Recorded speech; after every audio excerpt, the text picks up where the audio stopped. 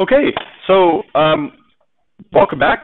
We're gonna do a short tutorial on using MATLAB, or the system we're using in the lab for this course is FreeMat. It's freely available, and it mimics MATLAB functionality, and it does a good job for the essentials in MATLAB. Once you get into the more exotic features of MATLAB, those aren't necessarily implemented in FreeMat, but we'll explore all the basics using FreeMat.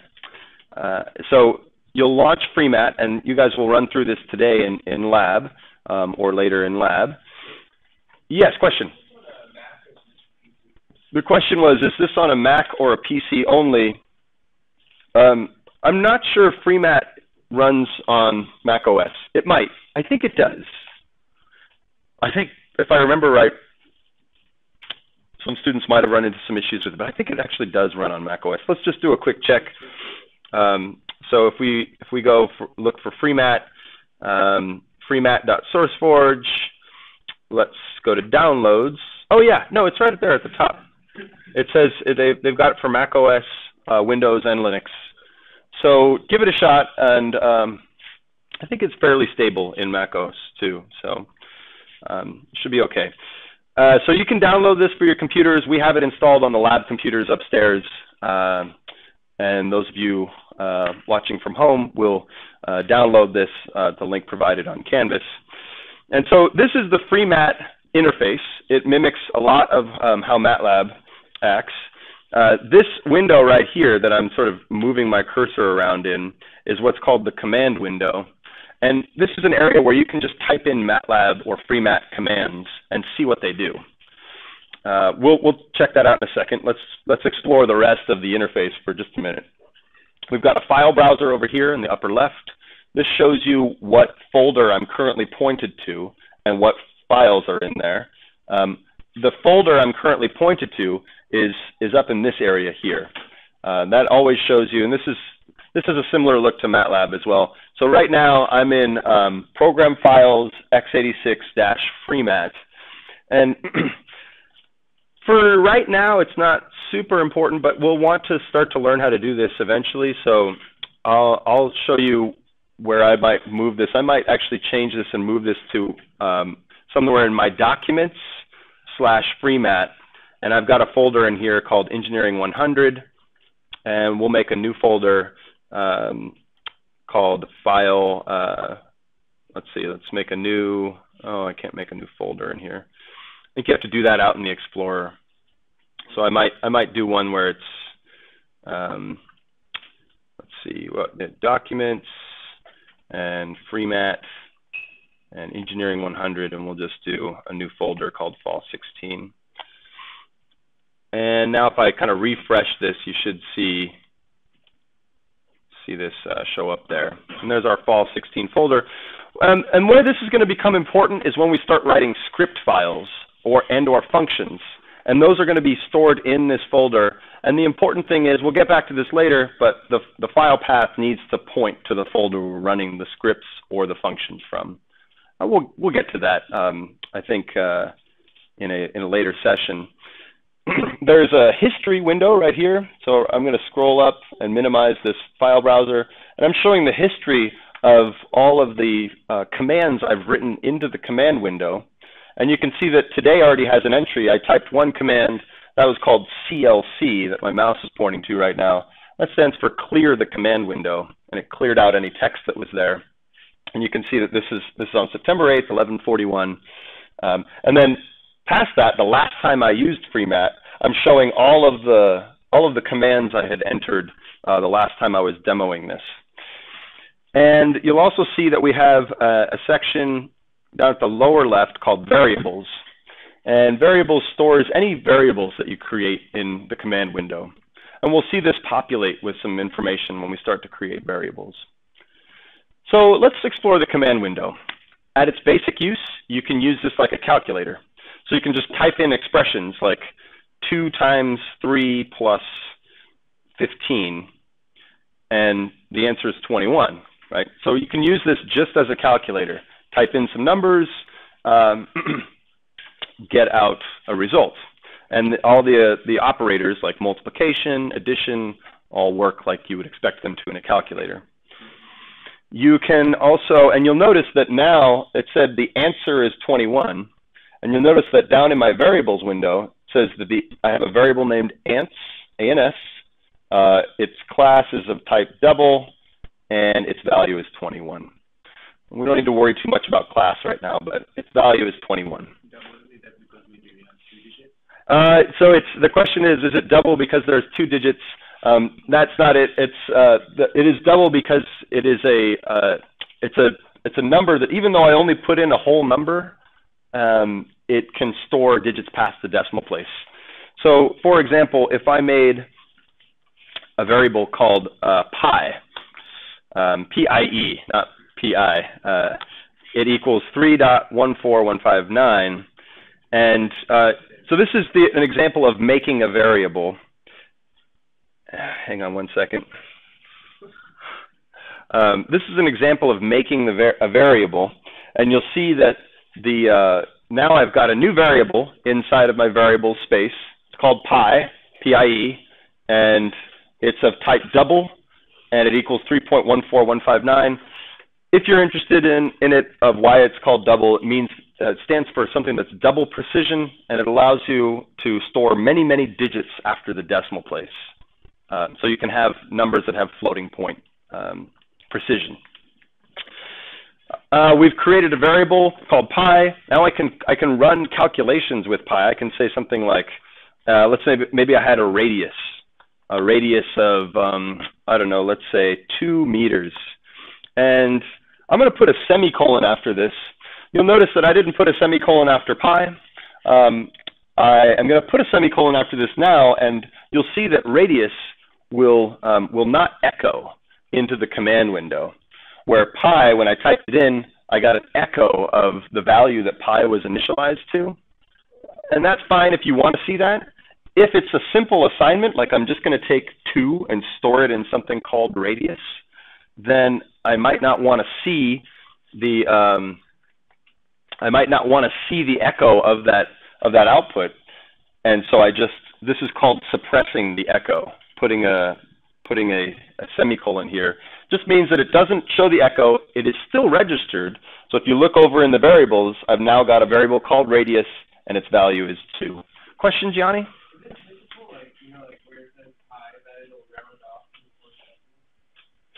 Yeah, so the question was, is it typical that it's MATLAB or FreeMat will always show only 4 digits after the decimal place? That's controllable, and you can see more if you want. The default settings are to show about 4 digits after the decimal place, but you can change a setting in MATLAB, and it will show you more if you want to see more. So now my screen is getting a little bit busy. Maybe I want to clear the screen out. And so I'll teach you a useful command. It's called CLC, and that stands for clear screen, like we said earlier. And even though I've cleared that screen and it's all gone away, my variables still persist. I still have radius here and pi here. And so now maybe I want to calculate something like 2 times pi times the radius. And right, I want to know the circumference of a circle of radius 2 meters. It would be 12.56 meters. And so you can, what I'm showing you is that you can calculate things. You can use it as a calculator using your variables that you've created in the command window. Question, Christian? So when you cleared your command window, it also cleared your answer. So you would have to store your answer before you cleared?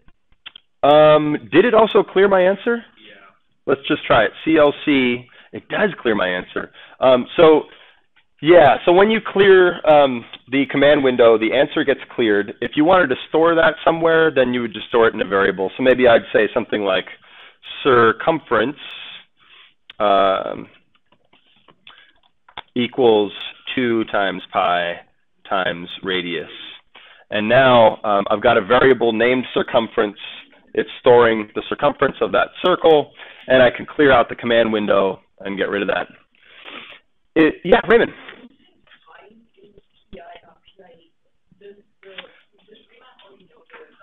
It does. That's why I typed it as pi. So the question is, I typed it as PIE. Did I do that for a reason? I did. FreeMat and MATLAB already know what pi is, pi. It's a built-in variable, already built in the code, and it knows what pi is. It also knows what E is.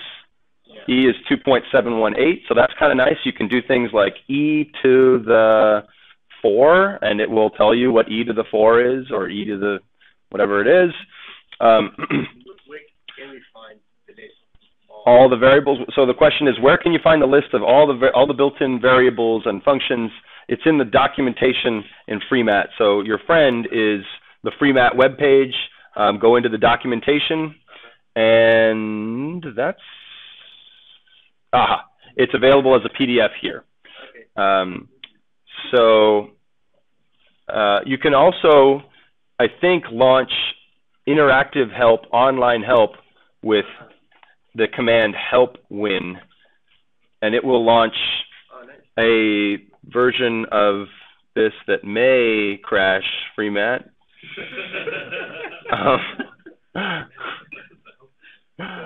Oh, FreeMat has crashed. All right. Okay, so let's clear this out. I've opened FreeMat back up, and now my variables are all gone. But that's okay. So the command window loses your variable space is lost when FreeMat is closed. Is the takeaway. Questions, Johnny? Yeah. So just to recap, we said pi was 3. Or now that we know pi is built in, let's just use the built-in pi, right? Okay. So let's make a radius variable. Let's call it 2. By the way, if I wanted to if I want to scroll through my command history, I can type the up arrow key, and it will cycle through everything I've typed in. And what I'm doing is cycling through my history right now. I'm just pushing the up arrow key. All right. And if I wanted to search for things that I've typed that start with R, I can just type R and press the up arrow key, and it will search through my history, this history here, and pull up any commands that I wrote that started with the letter R. So we'll type in radius equals 2. Maybe I want to actually put in the number of the units on it, and I'd like to write that in as a comment. The way you write a comment in MATLAB or FreeMat is with the % sign, and you could say something like units equals meters or something like that, which says that the radius is 2, and 2 what? 2 feet, 2 inches, 2 centimeters, 2, I wrote it in the comments, it's meters. You can write comments anywhere you want. So this is a comment. And a comment, if you've never programmed before, is a way for you to annotate what your program is doing. Write some text in there that is not part of the text that actually gets compiled and runs your code. Question, Daniel? Does FreeMat have multiple colors? Yeah, FreeMat does have some colors to it as well, and you'll start to see those when you use some of the built-in keywords, and especially when we start writing scripts. So, for example, if you're going to write like a for loop or whatever, oh, that should have colorized, but anyways, we'll come back to that. All right, so what do I want to get to? I want to get to showing some of the more powerful features of MATLAB. Oh, I think you wanted to see the circumference, right? So C equals 2 times pi times r. And notice that I had to write times in between those. I couldn't just write 2 pi r, right? Like sometimes your calculator is able to do that. FreeMat does not do that. So I didn't, it's radius, right? It's radius. So there, C now stores that. If you wanted to clear out one of your variables, you can do that. Let's say you wanted to clear just the radius, for example. Take a look at my variable space over here on the left. Radius is currently in there. After I type clear radius, it has been cleared from the variable space. And now I could use radius for something else if I wanted to. Let's look at some of the more powerful features of MATLAB. And one of the powerful features of MATLAB is to be able to create matrices or vectors really easily. A vector is a one-dimensional matrix where it has, so, all right, so what's a matrix first, right? A matrix is a way of organizing data, and I'm showing you a two-dimensional matrix right now. You can make more multi-dimensional matrices that are 3, 4, n dimensions. Right now we're showing a two-dimensional matrix. This has a number of rows and a number of columns.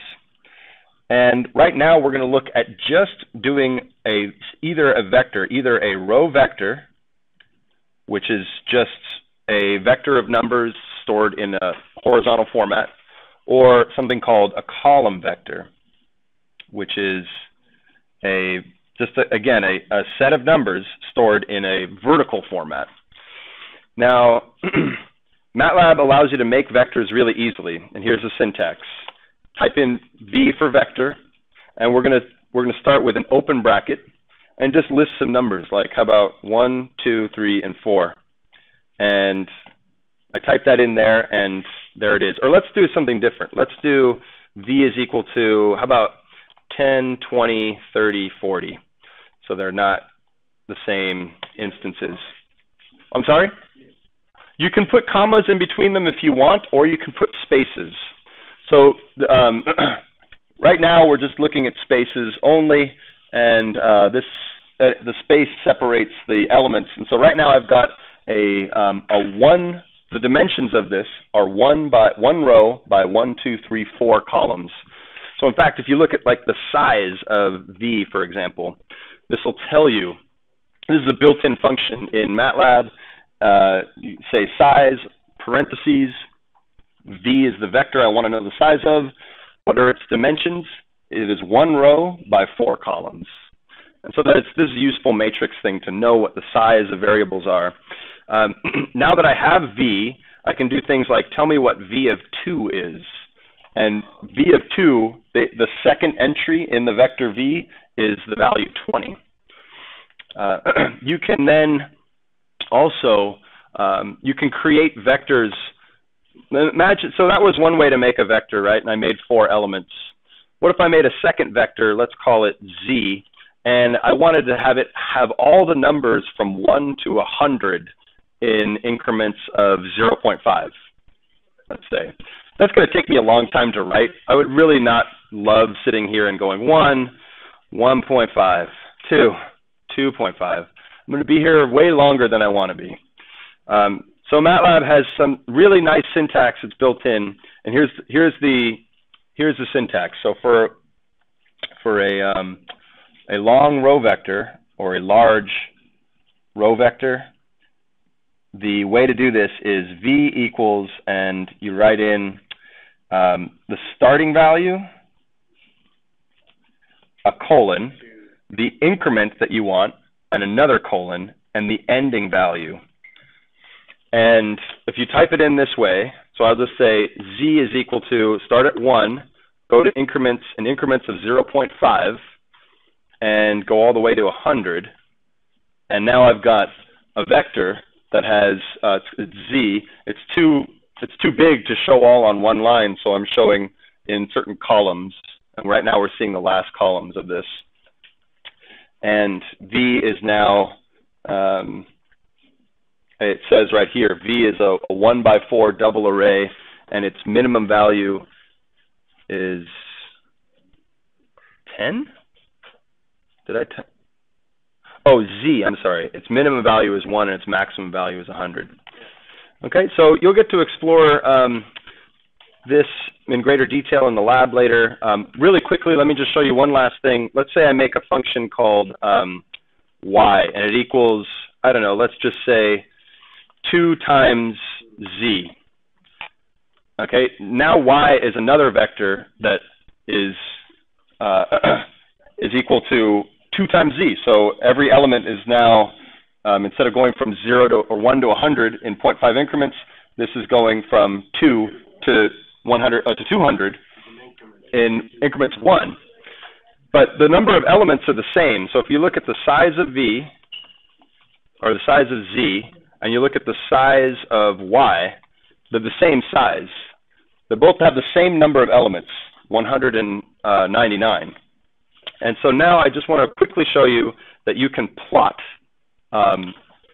information. So you can plot, let's say I want to do Y on the or Z on the x-axis, or the horizontal axis, and Y on the vertical axis. And maybe I want to make a plot of, let's say, I want this to show up in red stars. All right, so that's, I'm just jumping ahead a little bit here, but it's customizable. And there's my plot. They're really closely spaced together, but you can see this on the horizontal axis going from 1 to 100, and on the vertical axis going from 2 to 200. So the slope of this line is then going to be 2, right? It's a linear line. It's a straightforward function, and the red stars are so close together that they just kind of look like a fuzzy red line. We'll see this in more in the lab today. You'll get some experience to plot some things. So have a good lunch. I'll see you in lab.